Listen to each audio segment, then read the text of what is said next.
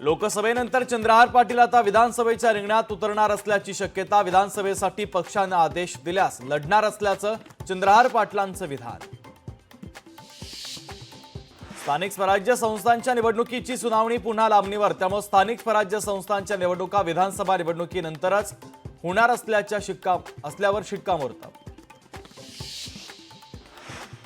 राज्याच्या दोन्ही उपमुख्यमंत्र्यांचा उद्या वाढदिवस। मंत्रालयाच्या परिसरामध्ये अजित पवारांच्या वाढदिवसाच्या निमित्तानं बॅनरबाजी, तर बॅनरवर अजित पवारांचा भावी मुख्यमंत्री असा उल्लेख। राष्ट्रवादी शिवसेना आमदार अपात्रतेच्या प्रकरणातील 23 जुलैला सुनावणी, तर सर्वोच्च न्यायालयाचे सरन्यायाधीश धनंजय चंद्रचूड यांच्या खंडपीठासमोर होणार सुनावणी। उज्ज्वल निकम भाजपची बाजू मांडणार असल्यानं विरोधकांना पोटदुखी। उज्ज्वल निकम यांच्यावर होत असलेल्या टीकेला भाजपच्या चित्रा वाघ यांचं महाविकास आघाडीला प्रत्युत्तर। कोल्हापूरमध्ये पंचगंगेची इशारा पातळीकडे वाटचाल। राधानगरी धरण 76% भरलं, तर मुसळधार पावसामुळे 79 बंधारे पाण्याखाली। संसदेचं पावसाळी अधिवेशन उद्यापासून। मंगळवारी केंद्रीय अर्थमंत्री निर्मला सीतारामन मांडणार अर्थसंकल्प, तर 12 ऑगस्टपर्यंत चालणार संसदेचं अधिवेशन।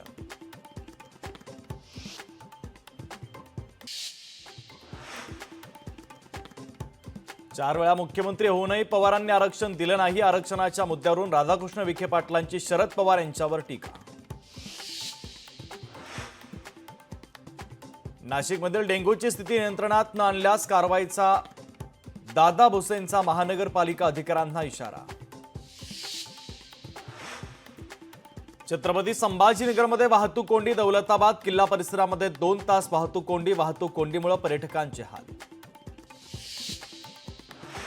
नंदुरबारमध्ये आदिवासी महिलांची पाण्यासाठी भटकंती। महिलांवर जंगलातील दूषित पाणी पिण्याची वेळ। पालघर जिल्ह्यातील भात रोपणच्या कामाला वेग, तर जिल्ह्यातील प्रमुख सूर्या आणि वैतरणा दोन्ही नद्यांना पूर।